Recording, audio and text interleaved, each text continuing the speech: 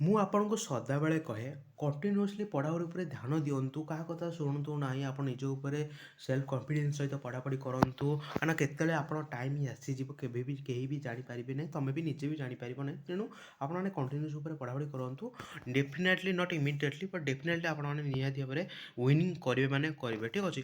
ଓ triple S ତରଫରୁ ଗୋଟେ ବହୁତ ବଡ଼ ରିକ୍ରୁଟମେଣ୍ଟ ଆସିଛି। ଅଲରେଡ଼ି ଆପ୍ଲାଏ ଡେଟ୍ ମଧ୍ୟ ଆସିଯାଇଛି। ଗୋଟେ forester, forest guard, SI constable. ଆପଣ ବହୁତ ସାରା ଡିମାଣ୍ଡ ଥିଲା କି ଏସ୍ଏସ୍ କନଷ୍ଟେବଳ କେବେ ଆସିବ, ବହୁତ ବର୍ଷ ହେଲାଣି ଏସ୍ଏସ୍ କନଷ୍ଟେବଳ ଆସିନି। ଆଉ ପୁଣି ଥରେ ଆର୍ଆଇ ଆଇସିଡିଏଫ୍ ଆଉ ହେଉଛି ଭିଲେଜ୍ ଏଗ୍ରିକଲଚର ୱାର୍କର ଯେଉଁଠି ଭିଏଡବ୍ଲ୍ୟୁ ଜୁନିୟର ଆସିଷ୍ଟାଣ୍ଟ ଆଉ ଏଆର୍ଆଇ ଅମିନ ଏସ୍ଏଫ୍ଏସ୍ ମାନେ ଷ୍ଟାଟିଷ୍ଟିକାଲ ଫିଲ୍ଡ ସର୍ଭେୟର ଅଲରେଡ଼ି ଆର ଆପ୍ଲାଏ ଡେଟ୍ ମଧ୍ୟ ଆସିଯାଇଛି। ଓକେ, ତ କେତେଟା ପୋଷ୍ଟ ବାହାରିବ ପୁରା ସମ୍ପୂର୍ଣ୍ଣ ନୋଟିଫିକେସନ୍ ବହୁତ ଜଲ୍ଦି ଆର ଆସିଯିବ। ଆପ୍ଲାଏ ଡେଟ୍ ମୁଁ କହିଦେଉଛି। Forester, forest guard, SS constable ହେଉଛି 30 ଡିସେମ୍ବରରୁ ଅନଲାଇନ୍ ଆପ୍ଲାଏ ଷ୍ଟାର୍ଟ ହେଉଛି।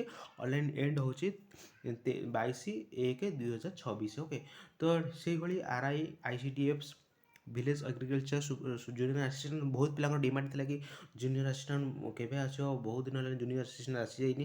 ଏବଂ ଆଉ ଏମିତି ବି ପିଓ ଭ୍ୟାକେନ୍ସି ମଧ୍ୟ ବହୁତ ଜଲ୍ଦି ମଧ୍ୟ ଆସିବାକୁ ଯାଉଛି। ତେଣୁ ଏଇ ବହୁତ ସାରା ଭ୍ୟାକେନ୍ସି ଆସିଛି। ଆପଣମାନେ ପଢ଼ାପଢ଼ି ବିଷୟରେ ଧ୍ୟାନ ଦିଅନ୍ତୁ।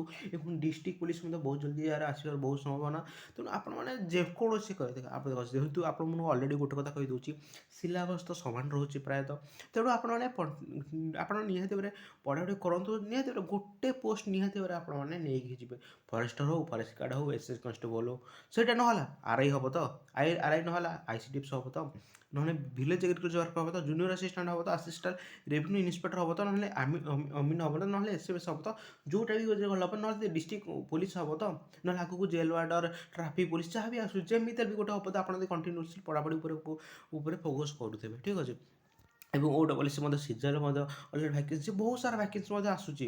ଆପଣମାନେ ସେଇଭଳି ସାରା କଣ୍ଟିନ୍ୟୁ ଉପରେ ଆପଣମାନେ ନ ପଢ଼ିବେ ଦିନକୁ ଆପଣମାନେ ନିଜ କ'ଣ ଆପଣଙ୍କର ଡାଉଟ୍ ରହୁଛି, କେଉଁଟା ଆପଣଙ୍କର ବ୍ୟାଡ୍ ସବଜେକ୍ଟ ରହୁଛି, ତାକୁ ଯଦି ଫୋକସ୍ ଫାଷ୍ଟ ନ କରିବେ ତ କେମିତି ଆପଣମାନେ ଆଗକୁ ଯିବେ। ଆପଣ ସକ୍ସେସ୍ କେବଳ କେମିତି ପଢ଼ିବେ ସକ୍ସେସ୍ ହେବେ ଆପଣ ସେଇଟା ନିଜେ ହିଁ ଜାଣିଛନ୍ତି। ତେଣୁ ଆପଣମାନେ ନିଜ ଉପରେ ଗୋଟେ ସେଲ୍ଫ କନଫିଡେନ୍ସ ସହିତ ଆପଣ ପଢ଼ାପଢ଼ି ଉପରେ ଫୋକସ୍ କରନ୍ତୁ। ଯେମିତି ହେଲେ ବି ଆପଣମାନେ ସକ୍ସେସ୍ ମଧ୍ୟ ପାଇବେ ମାନେ ପାଇବେ। ମୁଁ ବେଶୀ କିଛି କହୁନି। ଆପଣଙ୍କୁ ଏଇ ଭିଡ଼ିଓ କହିବାର ମାତ୍ର ଏଇ ଯେ ବହୁତ ଆପଣ ଓଡବ୍ଲ୍ୟୁଏସି ତରଫରୁ ବହୁତ ବଡ଼ ନିଯୁକ୍ତି କହିବାକୁ ଗଲେ।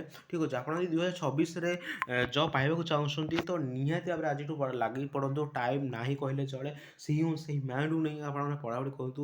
କିଛି ପିଲା ଭାବନ୍ତି କି ହଁ ଟାଇମ୍ ତ ଅଛି ମୁଁ ପଢ଼ାପଢ଼ି କରିବି। ଆପଣ ସେମିତି ନେଇ କେବେ ବି ପଢ଼ାପଢ଼ି କରିବେନି। ପିଲା ଜଏନିଂ କରିଚାଲିବେ, ଆପଣମାନେ ସେମିତି ବୟସ ଗଡ଼ି ଚାଲିବ, ଆପଣମାନେ ସେମିତି ପଢ଼ି ଏମିତି ଦିନ ଅଧେ ପଢ଼ାପଢ଼ି କରିକି ସେମିତି ଆପଣମାନଙ୍କ ଏଜ୍ ମଧ୍ୟ ହେଇଯିବ। ଲାଷ୍ଟକୁ ଆପଣମାନେ ଡିପ୍ରେସନକୁ ପଳେଇବେ। ଯାହା ହେବା କଥା ହେବ ସେଇଟା ଆପଣ ଅଲରେଡ଼ି ଜାଣିଛନ୍ତି। ତେଣୁ ଆପଣମାନେ ଫ୍ୟୁଚର୍ କଥା ଭାବିକି ଫ୍ୟୁଚର୍ କଥା ବେଶୀ ବି ଡିପ୍ଲି ଥରଟା ଭାବନ୍ତୁ ଫ୍ୟୁଚର୍ରେ ମୁଁ କେମିତି ପଢ଼ିଲେ ଫ୍ୟୁଚର୍ ସକ୍ସେସ୍ ହେବି, କ'ଣ କଲେ ଫ୍ୟୁଚର୍ରେ କ'ଣ ହେବ। ତାମାନେ ଗୋଟେ ବେସିକ୍ ଗୋଟେ ପ୍ଲାନ୍ କରିକି ସେଇ ଅନୁସାରେ ଆପଣ ନିଜକୁ ଗୋଟେ ଷ୍ଟ୍ରଙ୍ଗ କରନ୍ତୁ। ତାପରେ ଆପଣମାନେ ପଢ଼ାପଢ଼ିରେ ଧ୍ୟାନ ଦିଅନ୍ତୁ। ଯେମିତି ହେଲେ ବି ଆପଣମାନେ ସକ୍ସେସ୍ ମଧ୍ୟ 2026ରେ ହେବା ପାଇଁ ଟାର୍ଗେଟ୍ ନୁହନ୍ତୁ। 2026 ବି ନହେଲେ 2027 ତ ହେଇପାରେ। ତ ତେଣୁ ଆପଣମାନେ ନିହାତି ଭାବରେ ନିଜକୁ ଗୋଟେ ଷ୍ଟ୍ରଙ୍ଗ କରି ପଢ଼ାପଢ଼ି ଉପରେ ଫୋକସ୍ କରନ୍ତୁ। ନିହାତି ଭାବରେ ଆପଣମାନେ ନଟ୍ ଇମିଡ଼ିଏଟଲି ବଟ୍ ଡେଫିନେଟଲି। ଠିକ୍ ଅଛି। ଏଇ ୱାର୍ଡ଼ଟା ନିହାତି ଭାବରେ ମନେ ରଖନ୍ତୁ। ଓକେ, ତ ରହୁଛି। ମୁଁ ବେଶୀ କିଛି କହୁନି। ଆଉ ସିଲାବସ୍ କ'ଣ ଦରକାର ଯାହା ବି କିଛି ବି ଡାଉଟ୍ ରହୁଛି ତ ନିହାତି ଭାବରେ ଆମ ଟେଲିଗ୍ରାମ ଗ୍ରୁପ୍ରେ ଜଏନ୍ ହେଇକି ସେଇଠି ମେସେଜ୍ କରିବେ, ନହେଲେ ଆମ କମେଣ୍ଟ ବକ୍ସରେ ମଧ୍ୟ କହିଦେବେ। ତ ରହୁଛି। ଦେଖା ହେବା ନେକ୍ସଟ ଭିଡ଼ିଓରେ। ସେଥିପାଇଁ ଜୟ ଜଗନ୍ନାଥ।